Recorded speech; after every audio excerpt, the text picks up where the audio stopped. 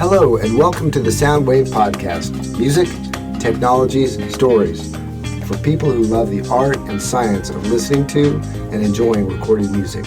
Here it's all about the art and magic of sound reproduction and related human stories. We survey music, technology, and stories from the early beginnings of relatively low high fidelity to the heyday of the 70s high fidelity and the modern age of digital and streaming. I'm your host, Pat Shepard. In keeping with the theme of the podcast to cover all kinds of audio-related topics, today I will be talking about an incredibly interesting piece of history, bone music. What is bone music? Why was it illegal? What is its relation to freedom from totalitarian governments? Tune in, as those are the topics we're going to be talking about today.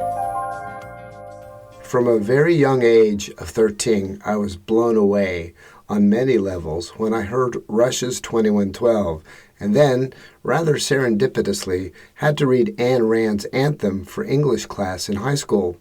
I was entirely captivated by the danger of the fascist police state controlling what you're allowed to read, think, and express.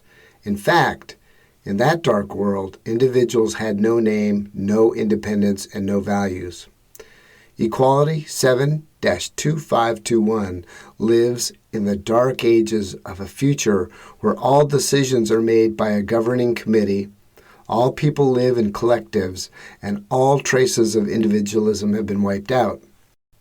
Despite such a restrictive environment, the spark of individual thought and freedom still burns in him, a passion which he has been taught to call sinful. In a purely egalitarian world, Equality 7-2521 dares to stand apart from the herd, to think and choose for himself, to discover electricity, and to love the woman of his choice. Now he has been marked for death for committing the ultimate sin.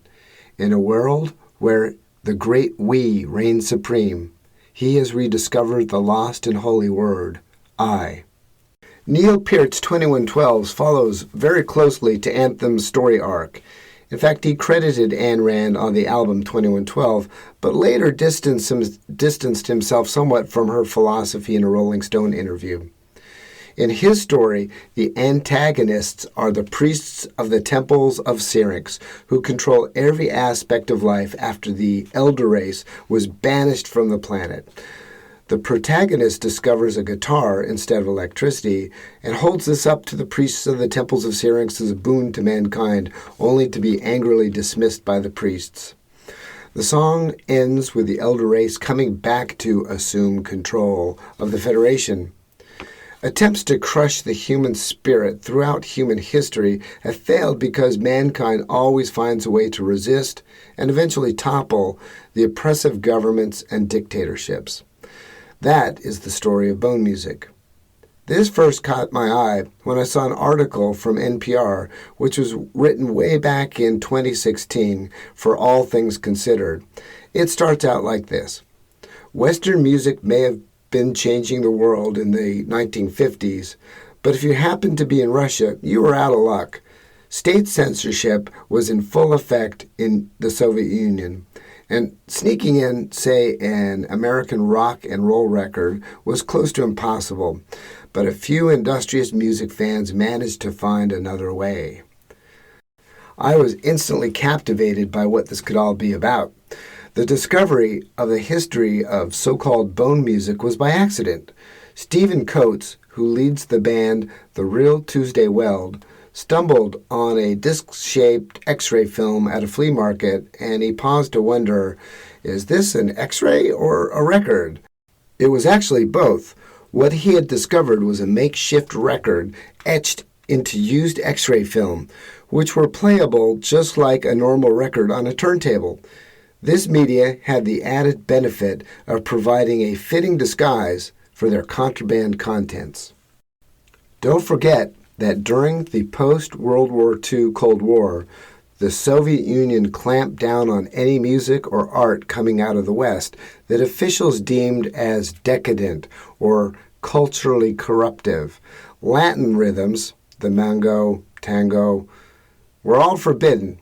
because they were seen as being overly sensuous, encouraging the wrong sort of passions in young people.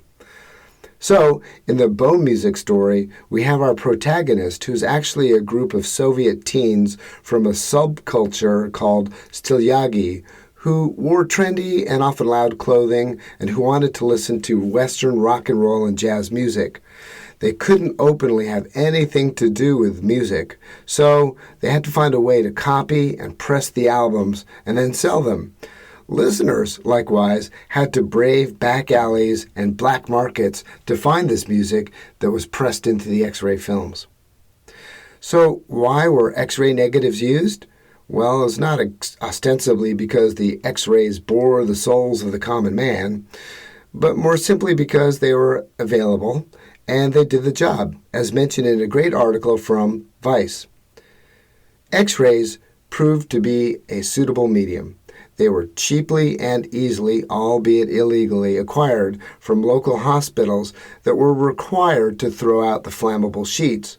They took the grooves relatively well, though were nowhere as good as vinyl. Some X-ray discs apparently sounded like listening to music through sand. They were easily to fold into the shirt sleeve of a pocket for a quick transaction. The X-rays were also stunningly beautiful.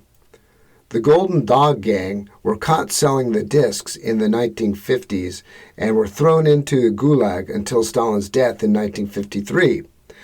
When they got out, they got back to work, this time making more elaborately designed discs, until they were caught again and sent back to prison for a few more years. So you can see there was a very real price to pay for this. But even today, the human spirit continues to be tested.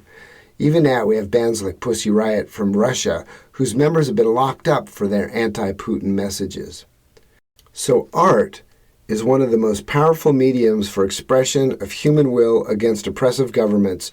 From World War II, for example, the dark and incredibly powerful artwork from prisoners in the concentration, death camps, and ghettos, to the present day with Pussy Riot.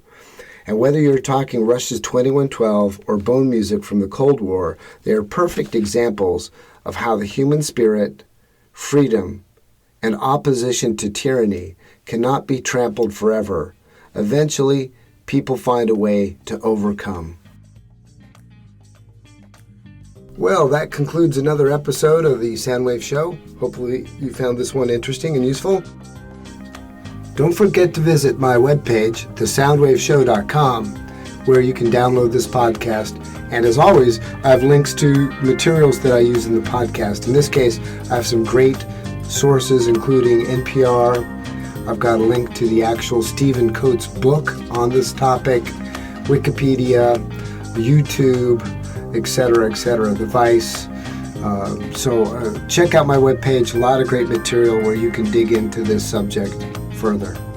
Stay tuned next time for another exciting episode. All content, except where noted, is copyright Pat Shepard and thesoundwaveshow.com. This theme song is something I put together in GarageBand. See you next time.